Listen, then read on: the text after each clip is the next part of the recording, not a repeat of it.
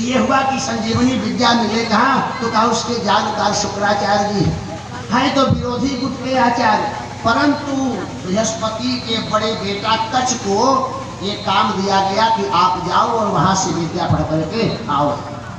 कच्छ आए, शुक्राचार्य जी महाराज के यहाँ प्रणाम किया विनीत भाव से और अपना परिचय दिया कि मैं बृहस्पति जी का पुत्र हूँ, आपसे ज्ञान लेने आया हूँ। विरोधी का पुत्र जान करके भी शुक्राचार्य जी ने विद्या देना प्रारंभ। एक दिन असुरों की दृष्टि पड़ी कि आखिर ये कौन दिव्य पुरुष है, देवताओं का कोई आदमी है, आखिर क्या कर रहा है गुरु जी के आश्रम में।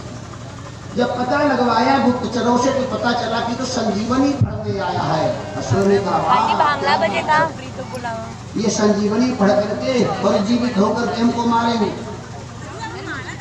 देवता कच्छ एक दिन जंगल में कुशा समिधा पत्र पुष्प लेने गए हुए थे।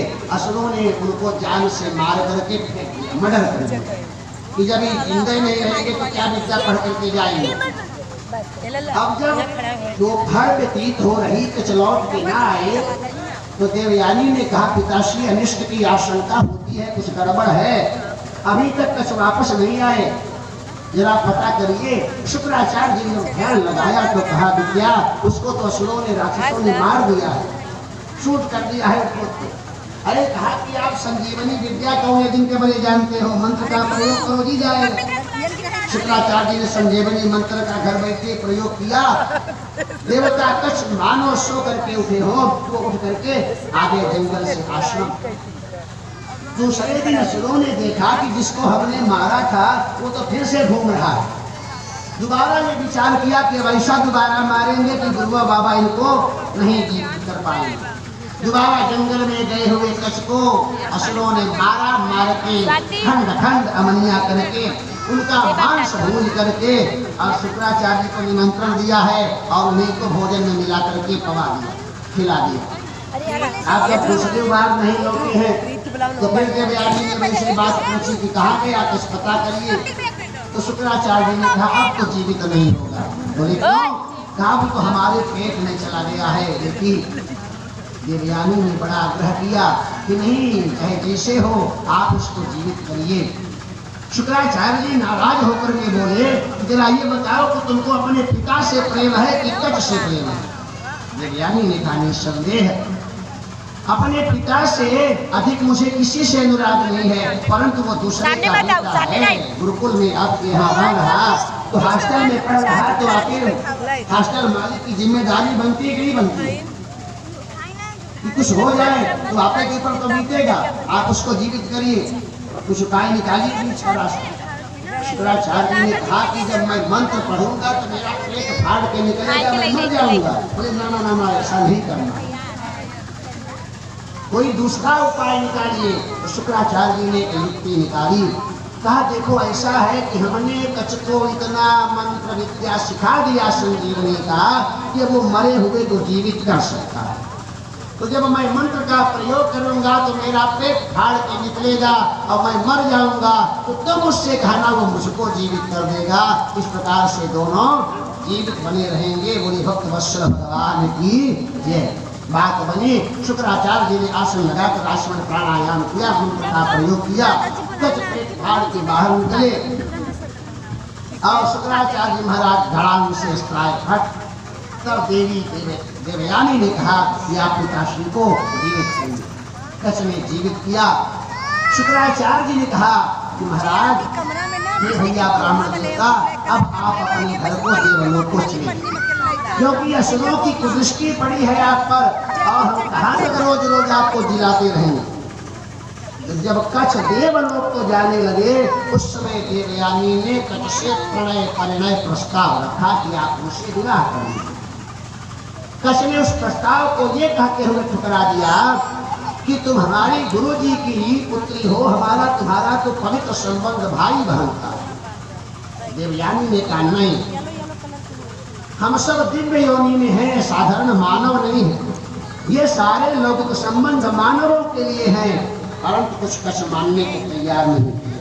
तो जब कच्छ न स्वीकार किया देवयानी के प्रस्ताव को तो देवयानी नाराज क्रोधित हो गई। गीता का सिद्धांत है कामात् क्रोधो भिजायते, जब कामना की वासना की पूर्ति नहीं होती तो क्रोध उत्पन्न होता है। क्रोधात् भवति सम्मोहः, क्रोध से अज्ञान उत्पन्न होता है। अज्ञानात् स्मृति विभ्रमः, और अज्ञान से व्यक्ति की बुद्धि नष्ट हो जाती है। स्मृति भ्रंशात् बुद्धिनाशो, बुद्धिनाशात् प्रणश्यति, जब बुद्धि नष्ट हो जाती है तो व्यक्ति भी नष्ट हो जाता है।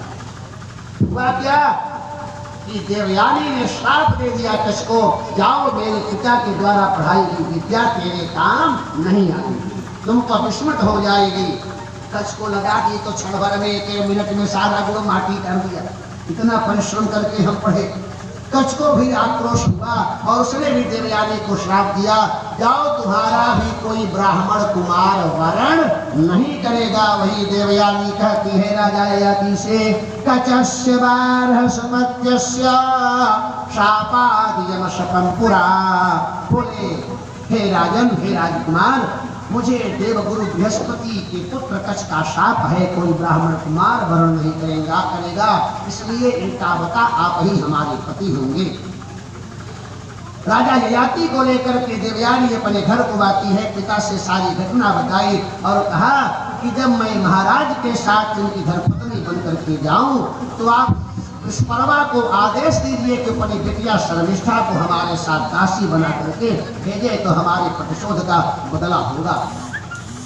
शुक्राचार्य जी ने विस्परवा को आदेश दिया कि अगर तेरी पुत्री मेरी पुत्री की दासी बन के नहीं जाती तो तुम असुरों का गुरुवाना मैं छोड़ दूंगा।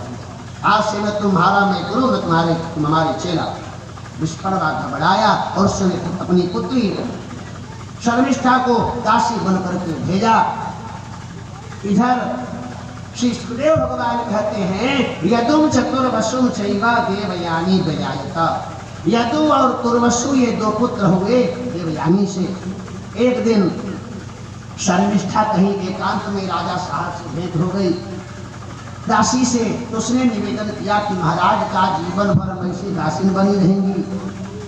तो महाराज ने शर्मिष्ठा को भी सनाथ किया। अद्रुह्युम चानुम च मूरुम च शर्मिष्ठा वांश पर्वणि। द्रुह्य, अनु और पुरु ये 3 पुत्र शर्मिष्ठा से हुए। देवयानी के जो 2 पुत्र हैं यदु और तुर्वसु, इन्हीं यदु के वंश में यदुवंश कहलाता है, आगे चंद्रवंश, यहाँ पर भगवान वासुदेव का अवतार होता है। श्री सुखदेव भगवान से राजा परीक्षित कहते हैं कि हे भगवान, कथितो वंश विस्तारो भवता सोम सूर्ययो राज्ञाम चोभयवंश्यानां चरितम परमाद्भुतम। हे भगवान, आपने सूर्यवंशी एवं चंद्रवंशी दोनों वंश के राजाओं का विस्तृत विशद वर्णन किया चरित्रों का। अब मैं उन भगवान का वासुदेव का चरित्र श्रवण करना चाहता हूँ, उनकी पावन लीला को सुनना चाहता हूँ। जो यदोश्च धर्मशीलस्य, जो महाराज धर्मात्मा यदु हैं, उन यदु के वंश में जिनका अवतार हुआ है, जिन भगवान वासुदेव के कर पल्लवों की छाया हमारे पुरखों पर ऐसी थी, बट